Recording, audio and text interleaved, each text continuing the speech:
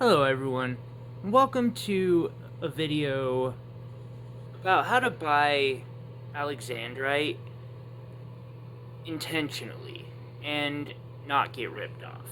Because there are already a lot of scammers out there. Alexandrite can be a big ticket item, and I have seen listings like this sell all the time. Of course, this particular seller has removed all of their sold listings because they don't want people to see how many people they've scammed. Unfortunately, sites like Mercari, it does not matter how many times I comment on their post or report, Mercari hides it. And I have a feeling eBay does too, because these scammers make them a lot of money. So the goal of my video today is to teach you how to spot obvious fakes and buy more responsibly. Alexandrite is the trade name for a variety of chrysoberyl that appears to change color due to different lighting. Now, it has a much more pronounced effect to the actual human eye, and there have been many scientific studies on this effect. Basically, it absorbs certain colors, and depending on the color of the light, you will see more of one color or another. With natural alexandrite being one of the most expensive gemstones on the planet, it's a good idea to know the red flags if you're planning to buy it. Red flag number one is a driver's license. So, gemstones don't come with certificates of authenticity. They come with lab reports. Unfortunately, there are scammer labs out there that give really professional looking lab reports, even. This is meant to directly rip off the GIA, or Gemological Lab of America. But Alexandrite you'll normally see with these little plastic cards that I lovingly call driver's licenses. Quick moral of the story, if it comes with a plastic card or a certificate of authenticity, it's hiding something, and that's the whole reason they make those. These are glass. Red flag number two is seeing any alexandrite that's over half a carat and you don't need to go to the bank to get a loan to buy it. I do believe my 250 pointer alexandrites came from this particular source. And while their prices are a little on the steep side, you can generally trust JTV because they don't like class action lawsuits. Now you'll notice something here. At 30.36 carat, they're asking almost $3,000 on sale.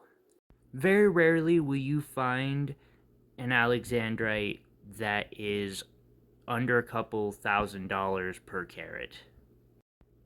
Commonly, there are 4 types of alexandrite, quote unquote, that you'll find on the market. I have 3 of them in my shop.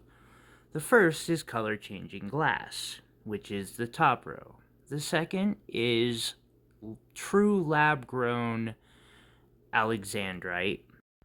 The third is color changing lab grown sapphire. And then you'll find natural alexandrite or chrysoberyl.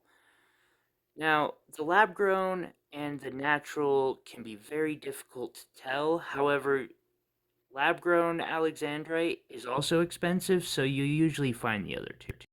Let me introduce you to a very important tool for anybody looking to get into gemstones and gemology. This is a refractometer. Refractometers are amazing. A refractometer measures at what degree a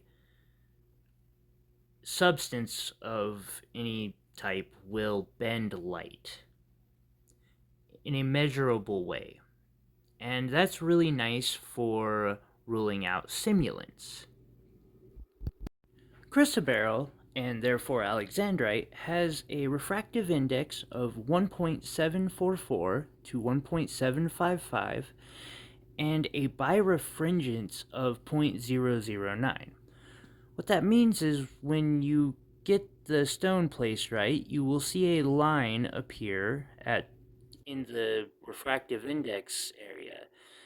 Then by turning your polarizing filter on your refractometer eyepiece, you will see a slight change for Alexandrite in the refractive index line. That's your birefringence. Let's compare this to one of the simulants, which would be color change synthetic sapphire, or any sapphire. Sapphire has a very interesting refractive index of the 1.6 to 1.7 area. Oftentimes, my won't even register sapphires until I turn my polarizing filter. Up next, we have color changing glass, which is oftentimes marketed as Xandrite, which is a JTV simulant that can come in a lot of really cool colors and is fairly inexpensive. JTV's marketing of Xandrite at a very affordable cost and really with amazing faceting has been a successful marketing campaign. And as long as it's marketed truthfully, I don't see a problem with it personally. I've noticed a lot of glass will have a refractive index of about 1.5 to 1.52, though there are ways to add adulterants to said glass and change its refractive index by a bit. I've never seen it line up with other gemstones, though. Also, glass does not have a birefringence. So I'm sure some of you are asking, how do you know the difference between synthetic and natural Alexandrite? And this is the hard part. In a lot of cases, in the best cases, you don't know. Not without some really high-tech equipment, and it's just easier to send it off to a lab. Now, there are a couple telltales that I can kind of talk about, but they're not certainties. Three of them come to mind. Two of them require microscopic observation. The first is inclusions. Synthetic stones sometimes will have curving lines in them, especially sapphires. I haven't been able to observe it in synthetic Alexandrite, but I believe it's possible.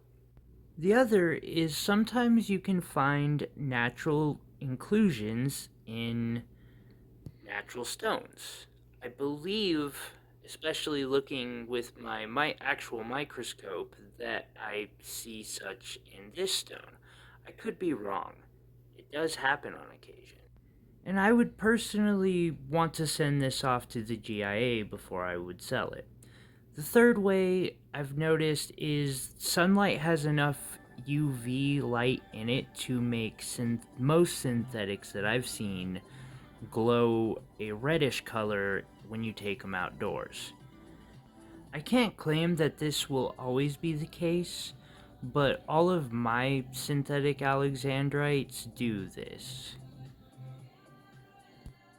Anyway, that's all I got on Alexandrites.